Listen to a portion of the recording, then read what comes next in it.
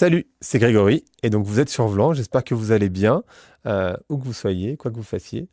Aujourd'hui, je suis ravi parce qu'on est en live, donc avec un public, et on est chez My Little Paris avec Aurélie Jean. Aurélie Jean, je l'ai déjà reçu sur ce podcast au tout début pour parler d'intelligence artificielle qui est son expertise. Et on va encore parler d'intelligence artificielle, mais cette fois-ci avec un angle qui est différent, qui est autour de l'éthique. L'éthique, ça me semble être un sujet extrêmement important quand on vit une révolution industrielle. On a parlé d'éthique avec Olympe de Gé sur le porno, on a parlé d'éthique avec Tariq Krim sur le slow content, et là on va parler d'éthique et de la donnée.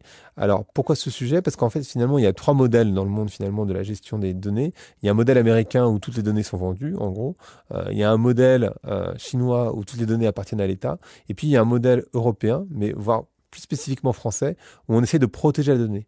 Donc en fait, avec Aurélie, on va essayer de répondre à cette question qui est extrêmement complexe, c'est est-ce que intelligence artificielle et éthique peuvent coexister? Est-ce que ça peut fonctionner ensemble? Comment on peut avoir une éthique de la donnée et qu'est-ce que ça veut dire? Donc je vous laisse avec cette conversation qui, je l'espère, vous passionnera et je vous dis à très vite. Et comme d'habitude, Vlan, c'est parti.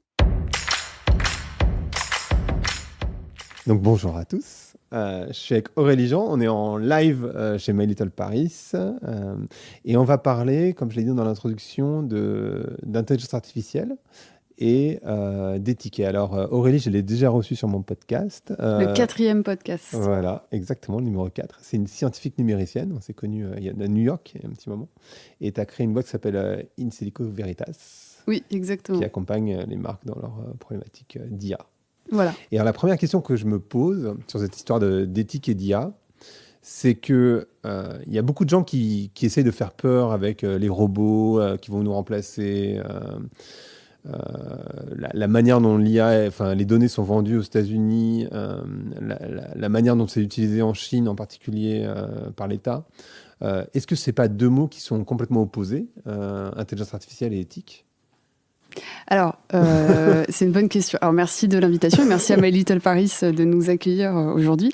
Donc, ce ne sont pas deux mots opposés, ce sont deux mots qui ont une existence indépendante aussi, puisque l'éthique peut être appliquée dans plein de domaines. On l'a vu dans la médecine, l'éthique politique, et puis l'IA, ça s'applique dans plein d'autres choses aussi, puisque c'est un mot-clé, hein, c'est un buzzword, c'est-à-dire que ça peut être, l'IA, c'est autant de l'automatisation, du machine learning, c'est pas mal de choses.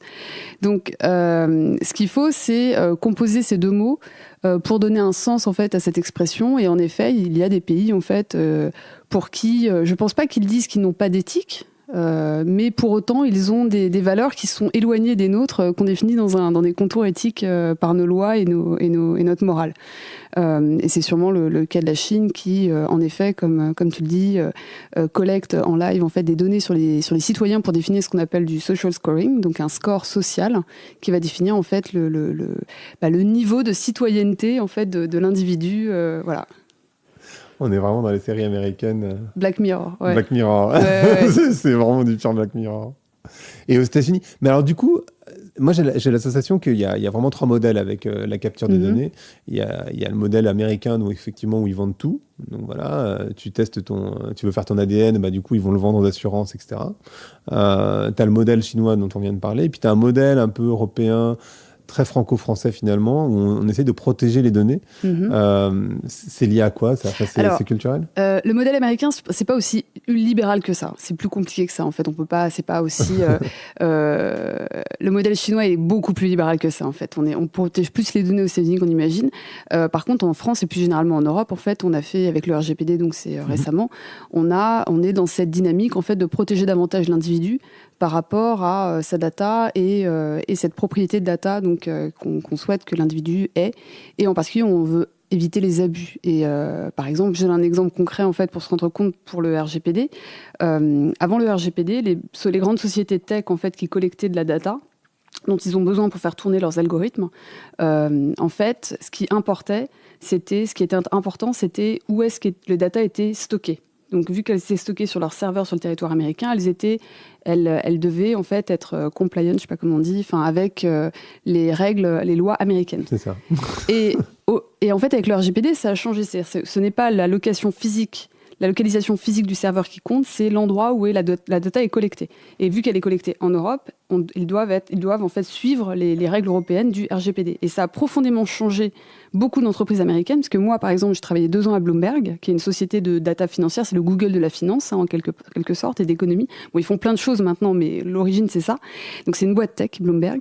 Et Bloomberg, en fait, on a été très impacté par le RGPD. Il a fallu réécrire des codes, il a fallu revoir des mécanismes et des algorithmes, parce que, justement, pour être en accord avec les lois du RGPD et d'autres lois financières qui sont arrivées, MiFID II, dont on ne parle pas, mais qui sont aussi des règles sur le marché mondial de la data financière. En fait, je vais juste répéter la question, qui est que Facebook, comme ils sont aux États-Unis, ils n'ont pas été affectés par le RGPD, puisque le RGPD, c'est uniquement en Europe. Alors moi, je voudrais connaître l'origine de ça, parce que ce qui compte maintenant, c'est le lieu de la collecte. Ce n'est pas le lieu de stockage.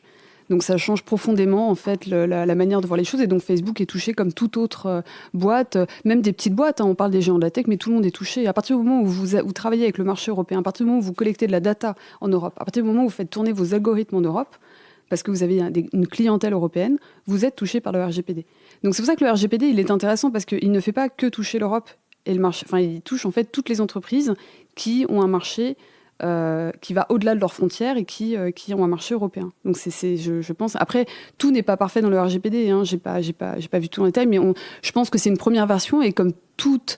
Moi, je suis pas quelqu'un. Je suis assez libérale, donc je ne crois pas que aux régulations. Je crois aussi en d'autres méthodes parallèles alternatives. Mais voilà, il faut aussi des régulations de temps en temps. Et là, c'est une première itération, et c'est un processus itératif, et donc on va le faire évoluer en fonction aussi de l'expérience. C'est-à-dire qu'on va voir ce qui se fait aujourd'hui et comment... parce que le RGPD, par exemple, est très contraignant pour des toutes petites boîtes.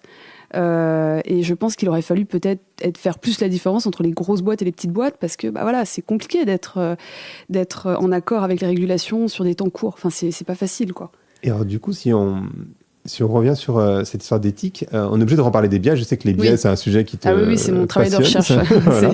Et des biais, il y en a beaucoup. Oui. Et biais et éthique et IA, c'est très, très lié. Oui. Je vais prendre un exemple hyper concret, qui est, admettons, il y a un accident de voiture, elle est autonome, donc c'est une IA qui la conduit. Il y a forcément un mort. Il y a un enfant devant, et il y a une femme sur le côté, et admettons un homme de l'autre. Comment l'IA elle choisit, en fait? Il y a forcément un biais. Enfin, comment elle choisit le mort? Alors, admettons. Là, il y a le biais dans la décision. Mais là, pour le coup, j'ai envie de dire... le biais, je ne sais pas si vous savez si les gens savent ce que c'est un biais algorithmique, mais en fait, vous avez vos biais cognitifs, c'est-à-dire que c'est des déformations de perception des cultures, des individus, des origines sociales des gens, en règle générale. Et en fait, ces biais cognitifs, en fait, ont une influence sur les outils qu'on développe, les scientifiques. Et je dis souvent, c'est pas la faute des développeurs ni des scientifiques, c'est la faute de tout le monde. Parce qu'en fait, quand on développe un outil, on va penser à mettre des critères dans ces outils qui sont des critères propres à notre culture. Moi, par exemple, dans ma recherche, lorsque j'ai travaillé sur le traumatisme crânien, je devais collecter des informations sur les tailles de crâne d'humains pour avoir des idées de taille de cerveau, de taille d'os crânien, des choses comme ça. Et en fait, j'avais pensé à regarder des hommes, des femmes, différentes tranches d'âge, mais j'avais pas pensé à regarder l'origine ethnique. Parce que dans ma tête, j'ai fait cette sorte d'ethnocentricité, je sais pas comment on appelle ça, à la Lévi-Strauss, où en fait, je me suis dit, l'homme blanc, c'est la référence, quoi. Non. Et donc, ensuite, mon professeur m'a fait balayer d'autres ethnies, en particulier asiatiques, parce qu'il y a des fortes différences de morphologie. Mais voilà, donc on a tendance, et c'est pas méchant, mais il faut en prendre en considération, on a des biais cognitifs qui vont indirectement ou directement rentrer dans ces algorithmes et ces datas qu'on va choisir, et qui du coup vont créer ce qu'on appelle des biais algorithmiques et du coup de la discrimination. Et pour redonner un exemple, et l'exemple de la voiture est très important parce qu'on ne sait pas le résoudre, parce que même d'un point de vue éthique, si tu enlèves la partie IA, d'un point de vue éthique par exemple, c'est compliqué. Et par exemple, un fort exemple de discrimination technologique, c'est les premiers algorithmes de reconnaissance faciale que vous pouvez utiliser sur l'iPhone 10 aujourd'hui. Les premiers algos ne reconnaissaient pas les peaux noires. Pourquoi ? Parce que les gens qui l'ont développé, peut-être étaient principalement composés de blancs, donc ils n'ont pas pensé à, d'une part, considérer les critères de contraste d'image liés aux peaux foncées, et d'autre part, peut-être aussi la data qui a été utilisée, c'est-à-dire l'ensemble des images de visages d'individus qui a été utilisée pour entraîner l'algorithme, était peut-être composée principalement d'images d'hommes-personnes blanches. Donc, en fait, et donc il faut prendre conscience de ça pour pouvoir, d'une part, éviter de les introduire, d'autre part, de développer des moyens pour les choper, ces biais. Et moi, c'est pour ça que je dis, et tu sais, hein, Greg, hein, moi, je travaille beaucoup sur aussi travailler avec des gens comme toi, des marketeurs, parce que je pense que ce ne sont pas que les développeurs qui sont responsables, c'est les gens qui ont une idée, c'est les gens qui développent l'idée, c'est les gens qui marketent l'idée, c'est les gens qui la vendent, c'est les gens qui l'utilisent, parce que le biais, il se propage. Donc, il faut qu'on ait tous conscience de la possibilité de l'introduction d'un biais pour qu'on puisse, à un moment donné, dire, là, je pense qu'on peut avoir un biais. Mais justement, c'est un peu le problème de l'éthique, parce que l'éthique, c'est pas le bien ou le mal. L'éthique, c'est un point de vue. Et oui, c'est un point de vue. C'est complètement relatif. Hein. Et c'est pas universel. Enfin, on aimerait que ce soit universel, mais en fait, voilà, c'est compliqué. Et tu as entièrement raison. Et c'est pour cela aussi. Donc moi, je travaille beaucoup sur l'éthique, mais après, je ne suis pas philosophe. Mais c'est d'ailleurs intéressant parce que je suis la première à dire que les scientifiques doivent redevenir philosophes aujourd'hui, parce qu'on a des problèmes d'éthique forts qu'on ne sait pas résoudre. Le cas de la voiture, je pense, c'est un cas compliqué. Enfin, et voilà. Et donc, pour moi, ce sont des sujets qui sont très, très compliqués aujourd'hui à résoudre. Mais il faut le connaître, il faut comprendre. Et je pense qu'il faut penser transversal, travailler dans l'interdisciplinarité, travailler avec des gens différents de nous, des médecins, des marketeurs, des politiques. Enfin, voilà. Donc, c'est en croisant l'information qu'on est plus éthique ? Alors, c'est pas en croisant l'information qu'on est plus éthique, mais croiser l'information est un moyen de prendre conscience des challenges dans les domaines dans lesquels on applique nos algorithmes. C'est-à-dire que, par exemple, quand tu fais de la médecine, moi j'ai fait 7 ans de médecine numérique, si je n'avais pas travaillé avec des médecins, des chirurgiens, je n'aurais pas réussi à faire des modèles pertinents, sans biais. Et je dis pas qu'il n'y en avait pas à la fin, mais en tout cas, j'essayais au mieux de m'éclairer grâce à ces experts. Et ça, c'est ce que je dis souvent, enfin, on peut pas écrire un algo dans son coin, ça, c'est compliqué. Il faut des gens pour nous éclairer, en fait. Donc l'éthique, pour moi, elle passe aussi par une communication et une interdisciplinarité forte. Et du coup, c'est quoi un monde où l'intelligence artificielle, elle est éthique ? Enfin, à quoi ça ressemble finalement ? Parce que alors c'est vaste question. C'est ça qu'on a des débats. On parlait tout à l'heure de Facebook, mais il y a des débats. Est-ce qu'on peut dire En fait, je pense qu'il y a plein de définitions. Moi, j'ai comme ça pour moi, hein, parce que encore une fois, c'est un point de vue personnel. Je pense que c'est le respect des individus, c'est le respect des vies. Et dans cette idée-là, moi, j'avais, tu le savais, hein, je t'en avais parlé, mais en juin dernier, donc j'ai travaillé pendant plusieurs mois avec un scientifique spécialiste du NLP, c'est l'analyse sémantique des textes, des langues, qui travaille en Californie, qui s'appelle Grégory Renard. Et en fait, on a travaillé avec lui sur un serment d'IA. Parce qu'en fait, on se posait souvent la question de ce qu'on faisait. On avait besoin de parler ensemble pour avancer de façon itérative pour éviter les erreurs, en fait, de jugement et de décision dans nos algos. Et lui, en fait, il fait du machine learning profond, donc autant dire qu'il peut... ça, je peux en parler après, mais il y a des choses qu'on ne comprend pas encore, donc voilà. Mais c'est vrai qu'on a fait ce serment, il s'appelle le serment d'Alberton-Turing, et que vous pouvez trouver en français et en anglais sur Internet. Et c'est un serment qu'on a écrit, on l'a nommé en fait être un serment d'IA pour la protection de la vie. Voilà. C'est pas l'humain, c'est la vie. Donc c'est sous toutes ses formes. Et en fait, ce qu'on a mis dedans, parce qu'encore une fois, quand je parlais de méthode alternative aux régulations, c'est ça. C'est-à-dire que régulation, c'est bien, mais il faut aussi à côté aussi des guides de comportement pour, je pense, en fait, être une sorte de déclencheur de conscience individuelle et que les gens puissent agir et se poser des questions sans penser à la loi derrière qui va les taper, mais au contraire à des principes moraux intéressants, en tout cas, à réfléchir. Et donc voilà, donc dedans, on avait parlé de la protection de la data, la protection de ses pairs aussi, la protection des gens qu'on formait, qu'il fallait former les gens, qu'il fallait transmettre l'information, parce que je crois qu'il y a quelque chose aussi qu'on fait, nous les scientifiques, mais bon, c'est la compétitivité, elle est partout. Hein. Je veux dire, le temps nous manque et il faut qu'on transmette notre savoir aussi, quoi. Et justement, quand on parle de compétitivité, est-ce que tu penses que la France... Parce que la France, c'est un grand pays d'IA. Oui. Les gens ne le savent pas nécessairement. Ils ne le savent pas, mais ça s'explique en plus. Il y a beaucoup de chercheurs d'IA en France. Et beaucoup de Français à l'étranger. Exactement. Facebook, il me semble... Yann Lequin. Voilà, ouais. Exactement. Aussi, celui qui dirige en fait le département d'informatique à Carnegie Mellon, qui est le plus gros département informatique des États-Unis et français Voilà, donc il y a plein de choses comme ça qu'on ne sait pas. Donc, le patron de l'IA de Facebook est français. Voilà. Mais alors, beaucoup de Français. Est-ce qu'on peut être compétitif et éthique? Parce que par exemple, je vais prendre un exemple qui est décalé parce que c'est pas la même chose, mais tu parlais tout à l'heure de médecine. En Chine, ils ont le droit de faire des tests sur les grands singes qui leur permettent de faire des avancées de médecine hyper fortes, mais qui sont interdites dans tous les autres pays. Donc du coup, forcément, on est en retard. Nous, on considère que c'est pas éthique de faire ça. Eux, ils s'en foutent, en gros. Donc ils ont une avancée technologique sur la médecine. Est-ce que si on a une posture qui est plus éthique en France, est-ce qu'on ne va pas perdre de la compétitivité justement? Alors la question elle est légitime. À cela j'ai deux éléments de réponse. Alors le premier, c'est marrant que tu dis ça parce que ce matin j'étais au téléphone avec Georgie Courtois et Nina Goss, tu sais, que tu m'avais présenté, Nina, d'un cabinet d'avocats en fait qui s'intéresse à des problématiques d'IA d'un point de vue légal. Et justement il m'a posé cette question et moi je lui ai dit, tu sais, quand tu regardes la Chine par exemple, même si tu n'as pas de limite éthique sur comment faire ta recherche, quelque part, on a beaucoup, à l'époque du clonage, je ne sais pas si vous vous souvenez, c'était il y a très longtemps, on avait réussi à cloner une brebis, je crois. Les gens disaient, la Chine va cloner des humains puisqu'ils n'ont pas de limite d'éthique. Bon, c'est pas encore arrivé. Voilà. Donc, je ne sais pas pourquoi, je n'irai pas porter de conclusion, mais juste réfléchissez à ça. Premièrement. Deuxièmement, pour moi, l'éthique, c'est une arme. C'est une arme pour les gens. C'est-à-dire que le talon d'Achille des grands géants de la data, c'est nous, les individus. Pourquoi ? Parce qu'en fait, on leur donne notre data et en échange d'utilisation d'outils parfois géniaux. Parce que moi, par exemple, Google, j'adore Google, quoi. Je veux dire, c'est mon meilleur ami au quotidien. Donc, en fait, nous sommes le talon d'Achille. Donc, partant de ce principe, il est bien évident qu'on a un droit de regard, on peut arrêter d'utiliser ces outils, on est beaucoup plus puissant qu'on imagine. Et moi, c'est ce que j'essaie de dire aux gens, et c'est pour ça qu'il faut qu'ils comprennent les mécanismes technologiques derrière ça. Qu'est-ce qui se passe quand on utilise Google ? Qu'est-ce qui se passe quand on utilise Facebook, Microsoft ? Tu vois, avec n'importe quel outil, je ne juge personne. Et en fait, moi, je pense que dans le futur, très proche, voire maintenant, les gens vont vouloir utiliser un outil avec un label d'éthique.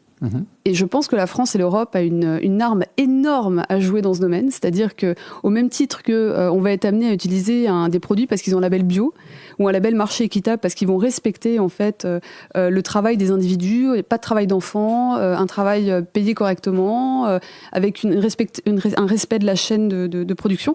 Moi je pense qu'on va avoir aussi un label d'éthique qui fait que les gens vont pencher vers un outil qui va peut-être leur coûter 1 € par mois.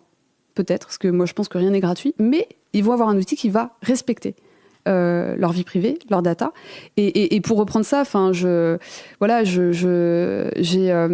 travaille avec Gaspard Koenig justement sur ces problématiques data. On en a beaucoup parlé, voilà.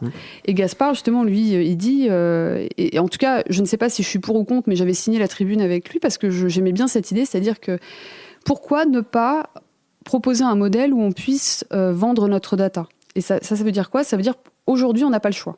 C'est-à-dire qu'on n'a pas le choix, le marché est unilatéral, vous utilisez Google, vous n'avez pas le choix, on ne vous propose pas l'idée qui est, on utilise vos datas pour faciliter l'utilisation de l'outil, parce qu'on en a besoin quand même de ces datas pour éviter que quand vous mettez, par exemple, dans mon cas, moi, le mot Python dans un moteur de recherche, je tombe sur le langage informatique et pas sur l'animal, parce qu'il aura compris que moi, je recherche plutôt des codes.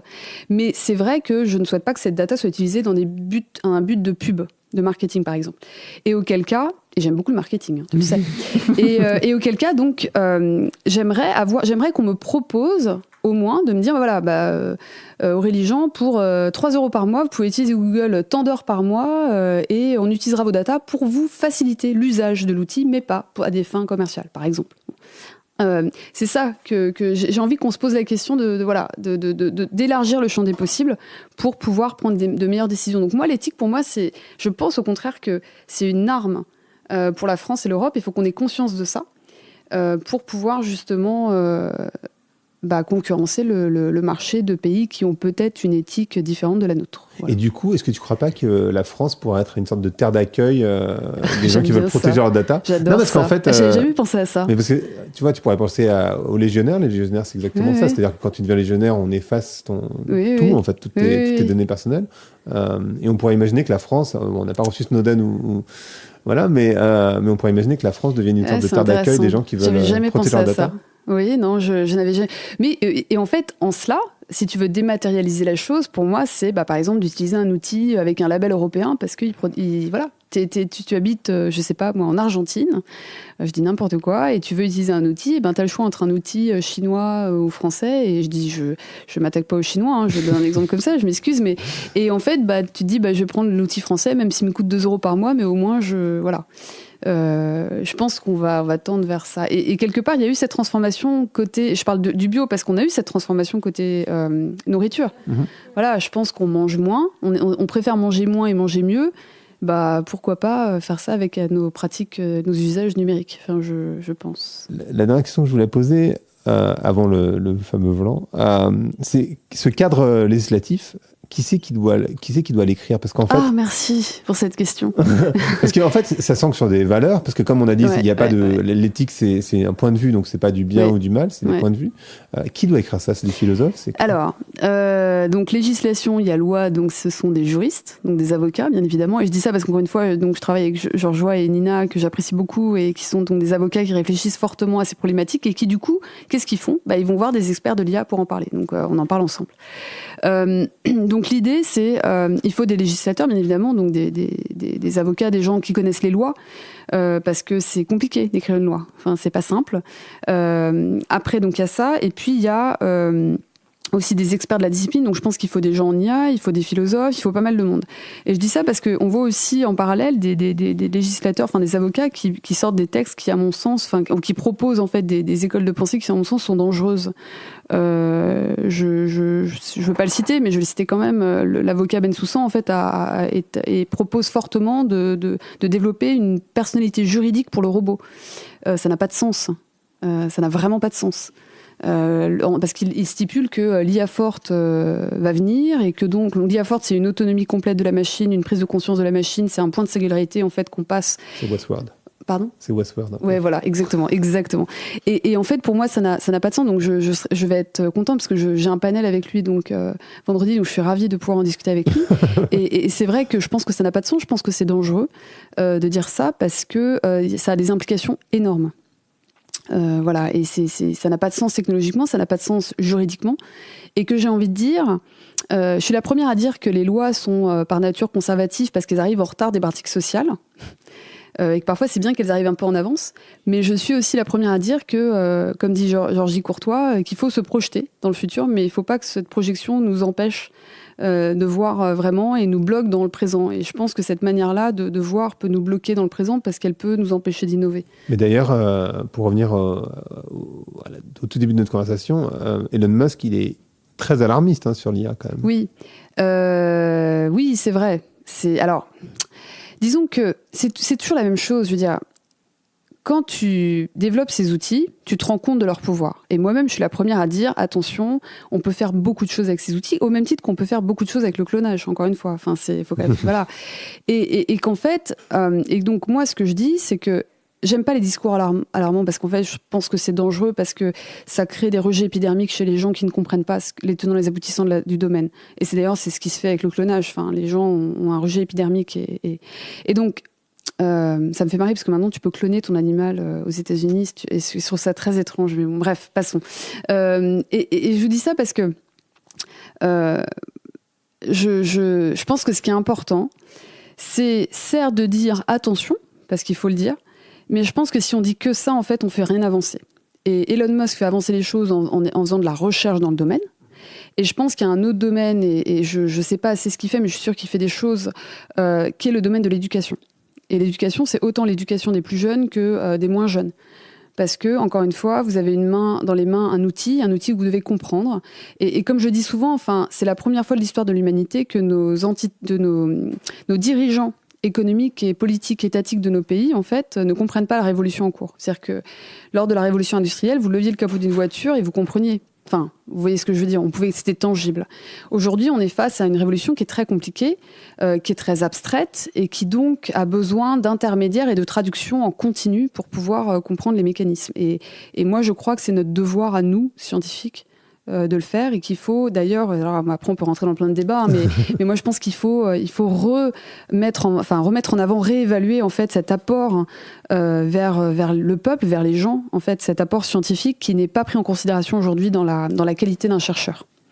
Voilà, je le dis parce que je pense que c'est important. C'est-à-dire que dans votre travail de recherche, on ne regarde pas si vous pouvez écrire des articles dans des magazines. Enfin, moi, j'écris dans Le Point, par exemple, sur des sujets scientifiques et techniques. Bon, dans ma carrière de recherche, ça ne me servira pas. Et c'est dommage, en fait. Voilà. Bon. On va ouvrir aux questions. Si vous voulez donner votre nom avant, un peu, enfin, comme vous voulez, votre prénom, moi, je sache. Je m'appelle Christine. Merci pour la qualité des interventions, c'est passionnant. Je suis une néophyte et j'avais 2 questions. Une d'ordre général et une très précise, parce que je travaille dans le sport. La première, c'est est-ce que le label éthique numérique, est-ce que c'est quelque chose qui est en cours? Oui. Et je voulais que tu me répondes à cette question-là. La deuxième, elle était très spécifique. Je travaille dans le sport et en particulier, on a quelques accroches dans l'équitation. Quand je t'entends dire qu'aux États-Unis, on peut cloner un animal domestique. Je ne sais pas si c'est à l'échelle fédérale ou par État, ça je ne sais pas, mais j'ai vu ça quelque part, qu'on pouvait cloner. C'est-à-dire que, par exemple, si tu as un chien qui meurt, tu peux l'avoir en continu, ce que je trouve très, très perturbant, mais bon, passons. Est-ce que tu peux cloner aujourd'hui un cheval de course et transmettre les caractéristiques? Très bonne question. Et là, quand tu me dis ça, le premier truc auquel je réfléchis, c'est le cheval de course, son but, c'est un business. Donc, c'est pas un animal domestique. Donc, est-ce que, tu vois, donc ça implique d'autres choses. Je pourrais pas dire, je sais pas.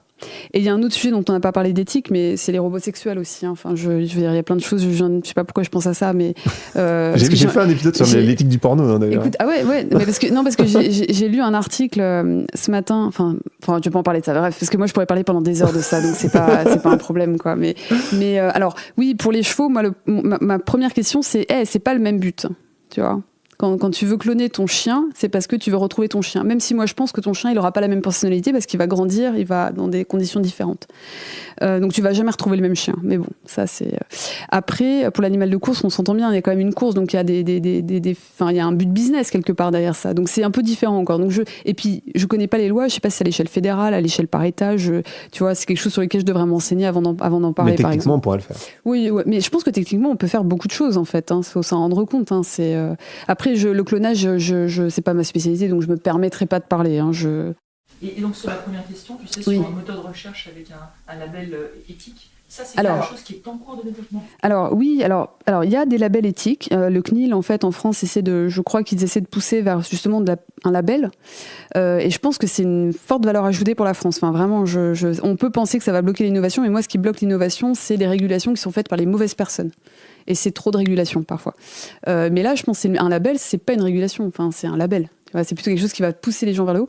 Après, tu parlais du moteur de recherche. Alors, il y a des outils qui existent. Il y a Quant. Voilà, Quant, c'est une entreprise française. Je connais le PDG, Eric Léandri. Voilà.